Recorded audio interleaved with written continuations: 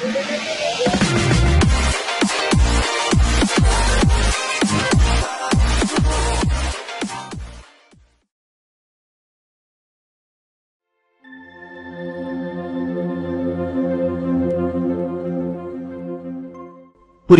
وجود قسط نمبر 8۔ عرشی کے لیے خود بھی رات گزارنا مشکل ہوئی تھی۔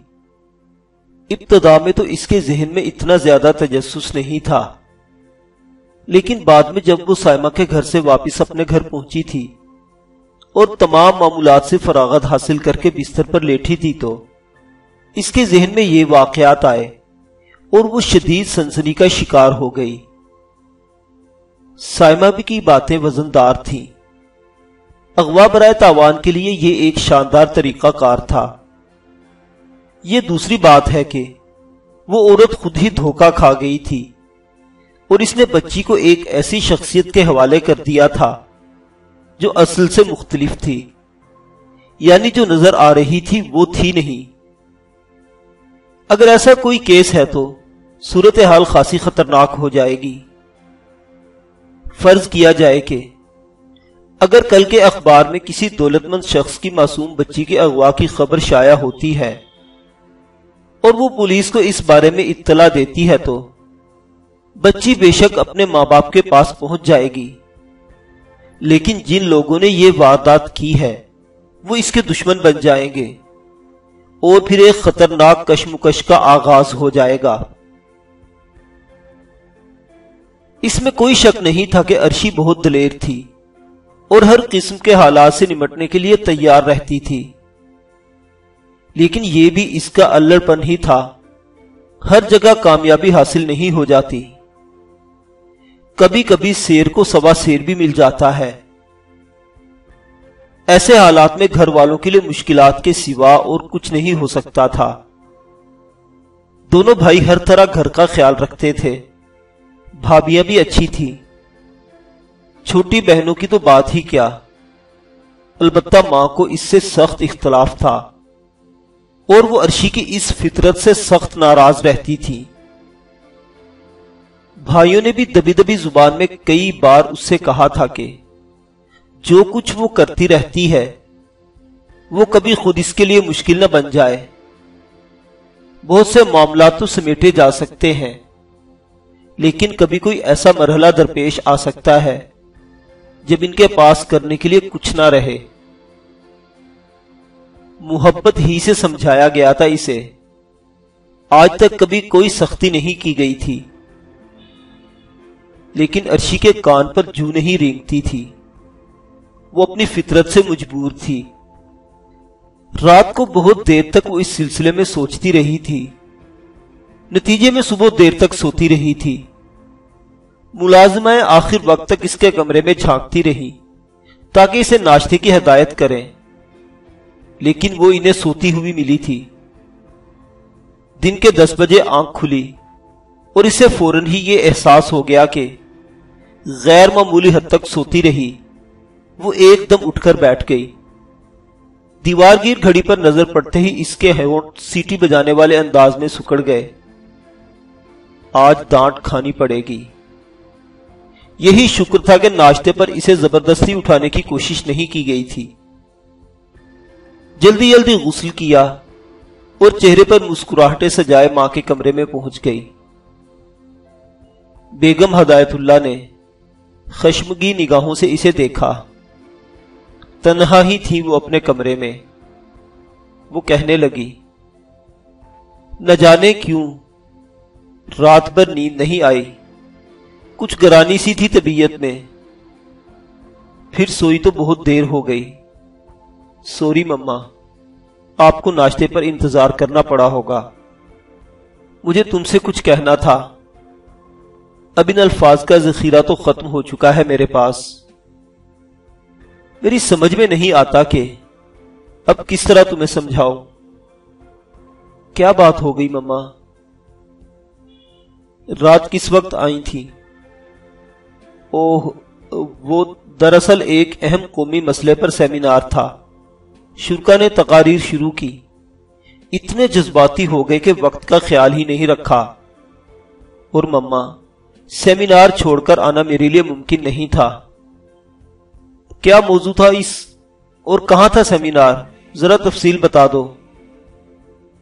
میں معلومات کرائے پر لیتی ہوں، اگر تم سچ کہہ رہی ہو تو مطمئن ہو جاؤں گی، ورنہ تمہیں جواب دینا پڑے گا کہ تم کہاں تھی۔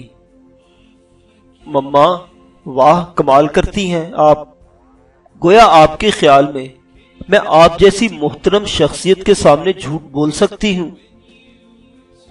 چرب زبانی سے کام نہ لو عرشی، میں جانتی ہوں کہ تم کسی بری جگہ نہیں گئی ہوگی، تمہارے کردار پر مجھے اعتماد ہے، لیکن دیکھو پھر سمجھا رہی ہوں تمہیں، دنیا بہت خراب ہو چکی ہے۔ تم لاکھ دلیر سہی، اعلی کارکردگی کی مالک سہی، کسی وقت ایسی مصیبت میں پھنس جاؤ گی کہ تمہارے لیے حالات کو سنبھالنا بے حد مشکل ہو جائے گا۔ مما، میں اپنا پورا خیال رکھتی ہوں۔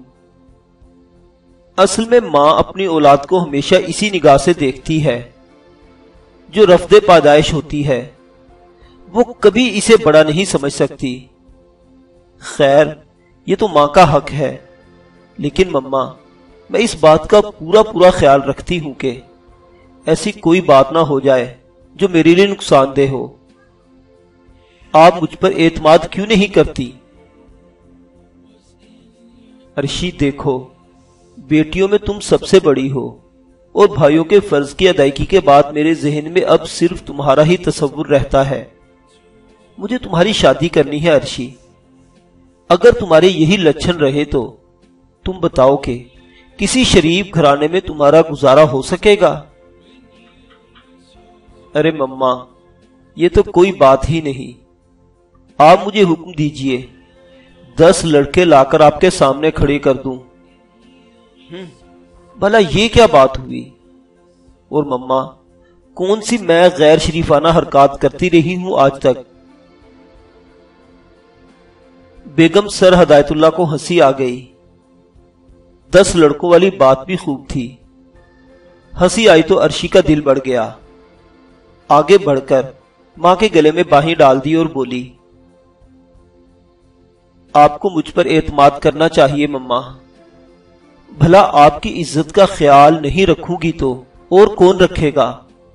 آپ میری طرف سے بالکل مطمئن رہا کریں۔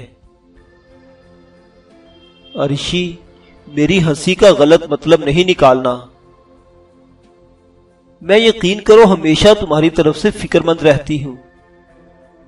عجیب گھرانہ ہے یہ، تمام تر ذمہ داریاں عورتوں پر ڈال دی گئی ہیں۔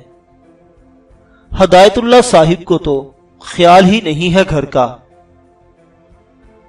مما، میرا خیال ہے دنیا کی نہ صحیح تو کم از کم برے صغیر کی 100 میں سے 98 خواتین کو اپنے شوہروں سے یہی شکایت رہتی ہے کہ وہ اپنے گھر کی ذمہ داریاں پوری نہیں کرتے اور اپنے تعیشات میں مصروف رہتے ہیں۔ بہرحال مما، یہ آپ کا مسئلہ ہے، جہاں تک میری بات ہے تو میں آپ سے صرف اتنا ہی عرض کر سکتی ہوں کہ اس خاندان کی عزت، گھر کا وقار میری زندگی سے زیادہ قیمتی ہے، اور میں اس کا ہمیشہ خیال رکھوں گی۔ مما، ناشتہ نہیں کیا ہے؟ کہیں آپ نے میرے لیے سزا تو نہیں تجویز کر لی؟ عرشی نے پھر اس انداز میں کہا کہ بیگم ہدایت اللہ کو ہنسی آ گئی۔ کہنے لگی، بکواس کیے جاتی ہے، سوچے سمجھے بغیر بکواس کیے جاتی ہے، فضول، احمق، گدھی، بے وقوف۔ ناشتہ، عرشی نے کہا، اور بیگم ہدایت اللہ محبت بھری نگاہوں سے اسے دیکھنے لگی، پھر بولی، میں بلاتی ہوں کسی کو، یہی ناشتہ کر لو۔ نہیں مما، میرے کمرے میں بھجوا دیجیے گا، عرشی نے کہا اور ماں کے کمرے سے اٹھ گئی۔ دروازے پر رک کر اس نے کہا، تو پھر آپ نے اپنے وہ احکامات واپس لے لیے ہیں نا؟ کون سے اہم احکامات؟ وہی گھر سے باہر نہ نکلنے والے۔ دیکھ عرشی بیٹا، باز آ جا، میں بہت پریشان رہتی ہوں تیرے لیے، سارا دن ماری ماری پھرتی ہے، کیا ملے گا تجھے ایک اخبار نویس بن کر؟ مما شوق کی تو کوئی قیمت ہی نہیں ہوتی، آپ دیکھیے میرے نام کتنے ٹیلی فون آتے ہیں، میری تعریف و توصیف میں کتنے خط آتے ہیں، جو کچھ لکھتی ہوں بے دھڑک لکھتی ہوں، درجن بھر اخبارات نے مجھے اپنے ہاں ملازمتوں کی پیشکش کی ہے، لیکن وہ یہ بھی جانتے ہیں کہ میں سر ہدایت اللہ کی بیٹی ہوں اور درجن بھر اخبارات خرید کر نکال سکتی ہوں۔ بہرحال یہ میری تحریر کی کامیابی ہے کہ اس کے باوجود وہ لوگ مجھے پیشکش کرتے ہیں۔ ارے آپ یقین کریں مما کہ تمام ہی اخبارات مجھ سے رابطے رکھتے ہیں اور کہتے ہیں کہ میں اگر کوئی نیا فیچر لکھوں تو انہیں دے دوں، اور آپ ہی ہیں کہ ہمیں تسلیم ہی نہیں کرتی۔ ہم اس پر احتجاج کرتے ہیں جناب، ہماری اس حیثیت کو تسلیم کیا جائے۔ اچھا بابا جا کر ناشتہ کر، ورنہ ناشتے میں تو میرا دماغ ہی کھا جائے گی۔ Thank you mama, thank you very much, Arshi نے کہا اور مسکراتی ہوئی باہر نکل آئی۔ باہر اسے رمضان ملا، کہنے لگی، رمضان کتنے پیسے ہیں تمہاری جیب میں؟ جی بی بی جی بہت سے ہیں، فرمائیے۔ تو بھاگ کر جاؤ اور صبح کے سارے اخبارات خرید کر لاؤ، خبردار کوئی اخبار باقی نہ بچے، ہو سکتا ہے دوپہر کے اخبارات بھی آ گئے ہوں، آج کے جتنے اخبارات ملے لے آؤ۔ جی ابھی جاتا ہوں بی بی جی، ملازم رمضان نے کہا اور باہر دوڑ گیا۔ عرشی ناشتہ ناشتہ چلاتی ہوئی اپنے کمرے میں چلی گئی تھی۔ اس کے ذہن میں سائمہ کا خیال بھی تھا، لیکن پہلے وہ ذرا اخبارات کا جائزہ لے لیا جائے تو اس کے بعد آگے کی کارروائی مناسب ہوگی۔ اسے اندازہ تھا کہ ناشتہ آنے میں ابھی کچھ وقت لگ جائے گا اور اس کے ساتھ ہی رمضان بھی ذرا دیر سے پہنچے گا، چنانچہ اس نے سائمہ کے گھر ٹیلی فون کر لینا مناسب سمجھا۔ جانتی تھی کہ سائمہ اس وقت گھر میں نہیں آفس میں ہوگی، بہرحال سائمہ سے تو بعد میں بھی گفتگو کر لی جائے گی، پہلے ذرا ادھر کی خیریت معلوم کر لی جائے۔ ٹیلی فون پر اس نے سائمہ کے فلیٹ کا نمبر ڈائل کیا اور ریسیور کان سے لگا لیا۔ بیل بج رہی تھی۔ کچھ دیر کے بعد ادھر سے فضیلہ خالہ نے فون اٹھا لیا۔ ہیلو، میں عرشی بول رہی ہوں۔ ہاں بٹیا، ہم فضیلہ خالہ ہیں۔ خالہ جی خیریت بتائیے، معزز مہمان کے کیا حالات ہیں؟ بالکل ٹھیک ہے، میں ذرا تھوڑی دیر میں آؤں گی۔ سائمہ تو چلی گئی ہوگی؟ ہاں بٹیا، صبح ہی صبح چلی گئی تھی۔ اور کوئی خاص بات تو نہیں؟ بالکل نہیں، بس خالہ جی میں آ رہی ہوں، ذرا دیر لگ جائے گی، فکر نہ کریں۔ ٹھیک ہے بٹیا، دوسری طرف سے جواب ملا اور عرشی نے فون بند کر دیا۔ اب وہ مطمئن ہو گئی تھی۔ ناشتہ وغیرہ کر کے تیاریاں کی۔ گھر والوں کی طرف سے کسی بھی قسم کی رکاوٹ ڈالی جا سکتی تھی، اس کے لیے اس کے پاس ہمیشہ ہی سے انتظامات رہتے تھے۔ چنانچہ پچھلے دروازے سے باہر نکلی، کار میں بیٹھی اور اس کے بعد کار سٹارٹ کر کے طوفانی انداز میں آگے بڑھا دی۔ گیٹ کے پاس ایک لمحے کے لیے رکی، لیکن جو ہی گیٹ کھلا گاڑی بھگا دی۔ لیکن عقب نما آئینے میں اسے کسی کی صورت نظر نہیں آئی تھی، ایسا عموماً کرنا پڑتا تھا۔ ایک دو بار کا تجربہ غلط رہا تھا اور اسے روک لیا گیا تھا، بس لوگ طاق ہی میں رہتے تھے۔ لیکن پھر وہ سنبھل گئی تھی اور اس نے ان لوگوں سے بچنے کے طریقے دریافت کر لیے تھے۔ سڑک پر آ کر اس نے مطمئن انداز میں مسکراتے ہوئے کار کی رفتار نارمل کر لی اور پھر مناسب انداز میں گاڑی آگے بڑھاتی رہی۔ بچی کے سلسلے میں اس کے ذہن میں بہت سے خیالات تھے، چنانچہ اس نے ایک شاندار بازار کا رخ کیا جہاں انتہائی قیمتی سٹورز پھیلے ہوئے تھے۔ اچھی خاصی رقم ساتھ لائی تھی اور یہ کوئی مسئلہ نہیں تھا اس کے لیے۔ اس کے اپنے اکاؤنٹ میں لاکھوں روپے پڑے ہوئے تھے اور کوئی روک ٹوک بھی نہیں تھی۔ خرچ کرنے کی کم از کم سر ہدایت اللہ نے اس سلسلے میں اپنی اولاد کو کسی تکلیف سے دوچار نہیں کیا تھا۔ سٹور کھلتے جا رہے تھے۔ اس نے اپنے پسندیدہ سٹور کی جانب رخ کیا۔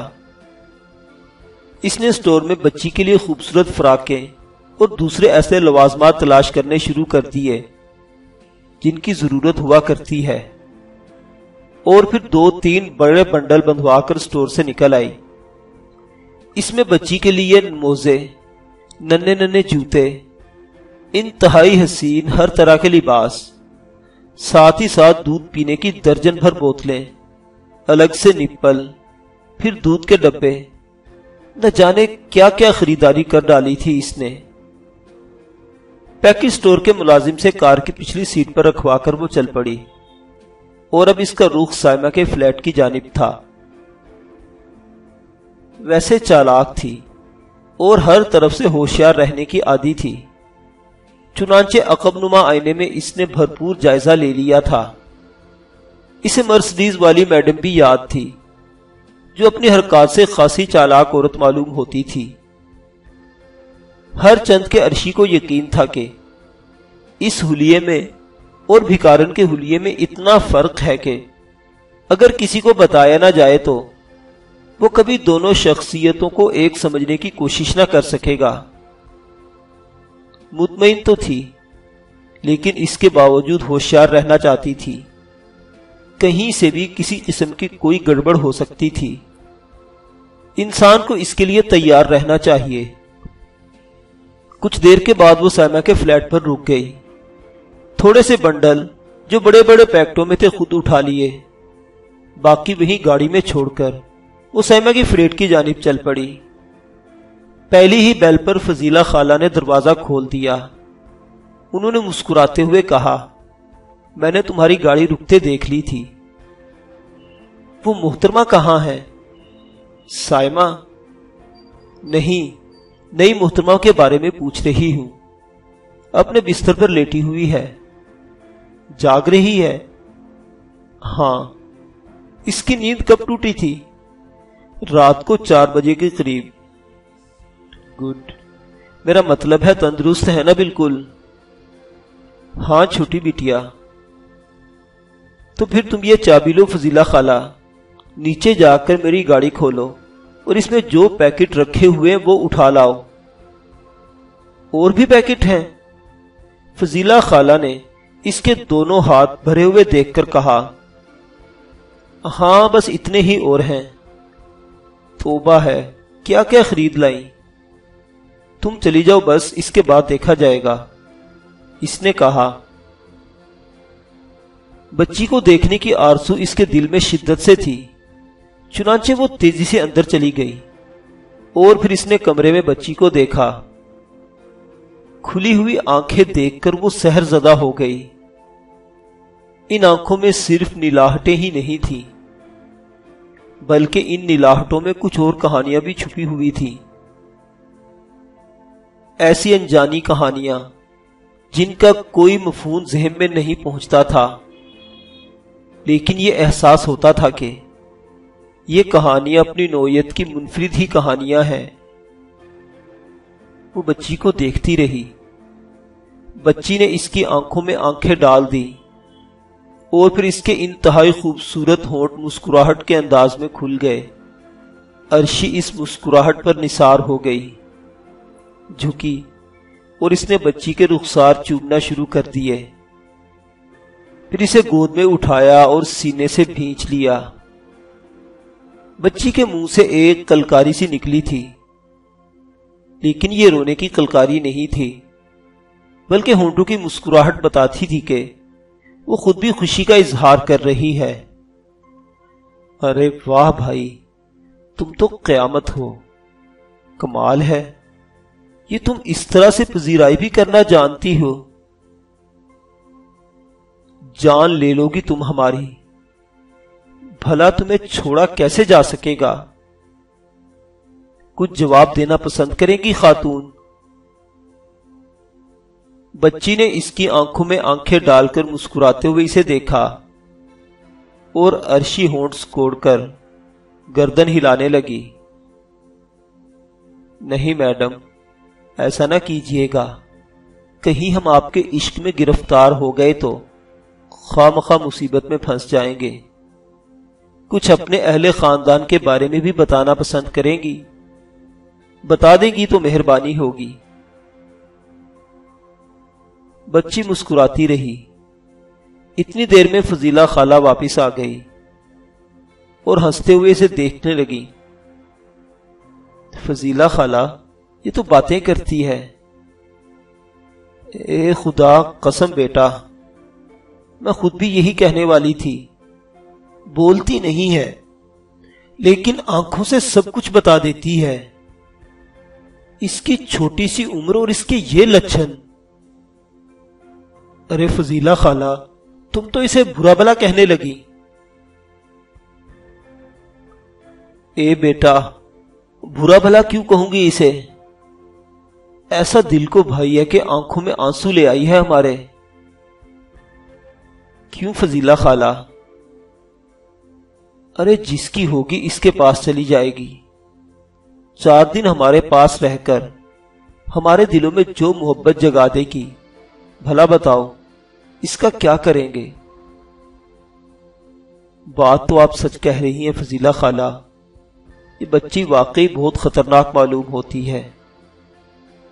اے نہیں بٹیا، بس پیاری ہے، دل مو لینا جانتی ہے۔ دیکھو کیسی موہنی صورت ہے۔ ہاں فضیلہ خالہ، ہم تو خود اس صورت سے پریشان ہو گئے ہیں، اب یہ بتاؤ کیا کریں؟ ارے بٹیا میں کیا بتاؤں؟ ارے ہاں، سیما نے تو کچھ نہیں کہا؟ نہیں کچھ نہیں کہا، اپنے وقت پر نکل گئی تھی آفس۔ ہاں بٹیا۔ اچھا، میں ذرا اسے فون کرتی ہوں۔ بٹیا کر لو فون، میں یہ سوچ رہی ہوں کہ اسے نہلا دوں۔ ہاں ہاں ٹھیک ہے، فون میں بعد میں کروں گی، تھوڑا سا وقت اور دے دوں اسے۔ آؤ اسے نہلاتے ہیں۔ ذرا دیکھو تو صحیح فضیلہ خالہ، کیا کیا خرید لائی ہوں میں اس کے لیے۔ وہ تو نظر آ رہا ہے بٹیا، فضیلہ خالہ نے ہنستے ہوئے کہا۔ عرشی موڈی لڑکی تھی، بچی میں اب اس کی دلچسپی کچھ اور زیادہ بڑھ گئی تھی۔ دونوں اسے لے کر غسل خانے میں پہنچ گئی۔ فضیلہ خالہ نے کہا، ہلکا سا گرم پانی مکس کر لیا جائے، ٹھنڈے پانی سے بچی کو نہلانا درست نہیں ہوگا۔ آپ اس کے کپڑے اتار دیجئے، عرشی نے کہا، اور فضیلہ خالہ نے بچی کی فراق اتار دی۔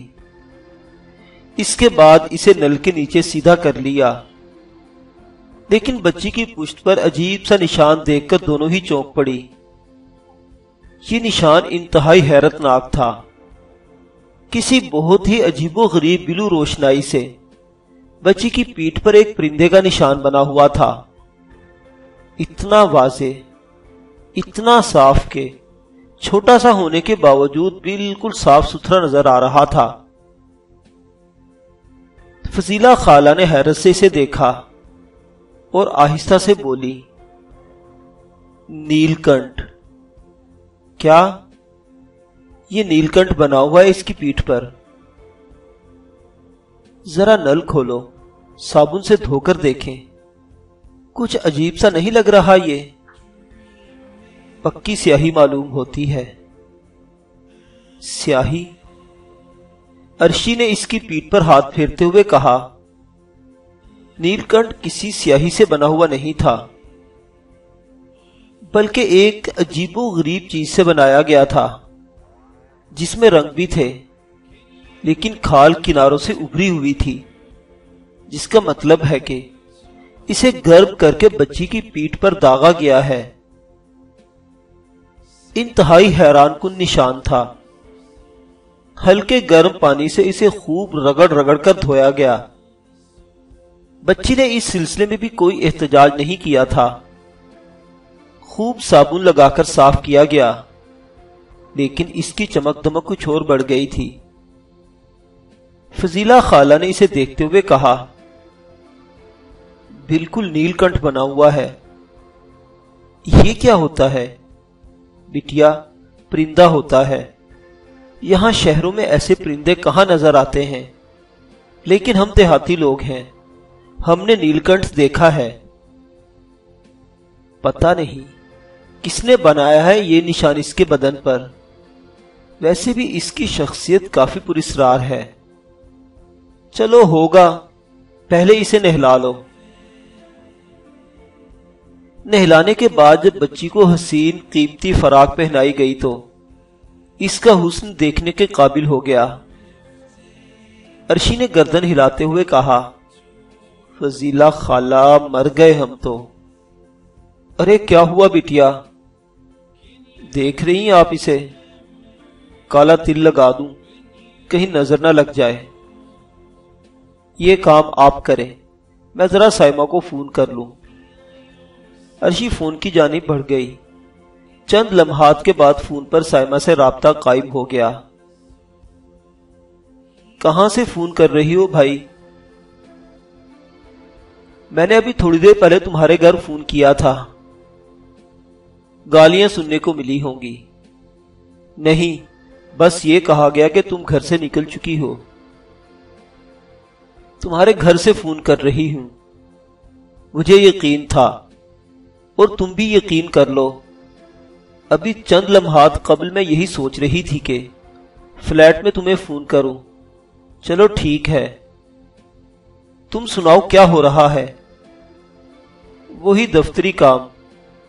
ویسے میں نے زین کے ذریعے کار کے رجسٹریشن نمبر سے اس کا پتہ معلوم کر لیا ہے۔ کہاں کا پتہ ہے؟ مہتاب پور ہاؤس۔ کار کور مہتاب علی کی ملکیت ہے۔ مہتاب پور ہاؤس؟ یہ تو میں نے دیکھا ہوا ہے، ایک دو بار ادھر سے گزری بھی ہوں۔ بس سرخ رنگ کی مرسڈیز کنور مہتاب علی ہی کی ملکیت ہے۔ عرشی نے کہا، بچی کیا کر رہی ہے؟ قیامت ڈھا رہی ہے۔ تم آؤ گی تو تمہیں اس کے بارے میں تفصیلات خود ہی معلوم ہو جاؤں گی۔ کب تک واپس آ جاؤ گی؟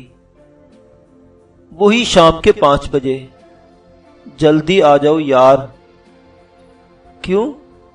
اچھا ٹھیک ہے، چلو تم 5 بجے آ جانا۔ مجھے جو کرنا ہے وہ میں خود ہی تنہا کر لوں گی۔ اوکے، تو پھر شام کو 5 بجے ملاقات ہوگی تمہارے فلیٹ پر، عرشی نے کہا اور ٹیلی فون بند کر دیا۔ وہ ہونٹوں ہی ہونٹوں میں بڑبڑا رہی تھی، مہتاب پور ہاؤس۔ اور اس کے بعد وہ سوچ میں ڈوب گئی۔ فضیلہ خالہ اسے دیکھ کر فوراً ہی باورچی خانے میں چلی گئی تھی۔ وہ بچی کے پاس پرسکون ہو کر بیٹھی تو فضیلہ خالہ چائے کی پیالی لا کر اس کے سامنے رکھتی۔ ہزاروں سال جیے فضیلہ خالہ، آپ جیسی خالہ کا ہونا مشکل ہے۔ اس کے لیے دودھ کے ڈبے بھی لائی ہوں گی نا؟ ہاں خالہ، بس میں یہی سوچ رہی تھی کہ بھینس کا دودھ اسے نقصان نہ دے۔ یہ تم نے بہت اچھا کیا۔ ارے ساری ہی چیزیں لے آئیں۔ فضیلہ خالہ سامان سنبھالتے ہوئے بولی، پھر کہنے لگی، تو تم بیٹھو اس کے پاس، میں ذرا اس کا سامان سجا دوں۔ ٹھیک ہے فضیلہ خالہ۔ عرشی بہت دیر تک بچی سے کھیلتی رہی۔ بچی بھی اس میں بہت زیادہ دلچسپی لیتی نظر آ رہی تھی، یا پھر اس کی فطرت ہی ایسی تھی۔ لیکن اس کے اس ہنسمکھ انداز نے عرشی کے دل پر بھی بڑا اثر کیا تھا۔ پھر اس نے مہتاب پور ہاؤس کے بارے میں سوچا۔ سیماب فطرت لڑکی تھی، اگر چاہتی تو اس بات کو نظر انداز کر دیتی، لیکن بس ذہن میں جوار بھاٹے اٹھ رہے تھے۔ اگر کسی طرح یہ معلوم ہو جائے کہ بچی کون ہے اور میڈم اسے کیوں دنیا کی نگاہوں سے محفوظ رکھنا چاہتی ہے تو آسانی ہو جائے گی۔ وہ میڈم سے کہہ دے گی کہ وہ باخوشی خاموشی کے ساتھ بچی کو اپنے پاس رکھنے کے لیے تیار ہے۔ فلیٹ سے نکل کر اپنی کار میں بیٹھتے ہوئے اس نے یہی سوچا تھا کہ میڈم کو ساری صورتحال بتا دے گی اور ان سے کہے گی کہ بچی اس کے پاس محفوظ ہے، وہ جب تک چاہیں اسے اس کے پاس چھوڑ سکتی ہیں، کسی کو کانوں کان اس کے بارے میں خبر نہیں ہوگی۔ لیکن بس اتنا بتا دیں کہ وہ کون ہے اور اس کی واپسی کے کیا امکانات ہیں۔ کار نہایت مناسب رفتار سے مہتاب پور ہاؤس کی جانب جا رہی تھی، جس کا پتہ عرشی کو معلوم تھا۔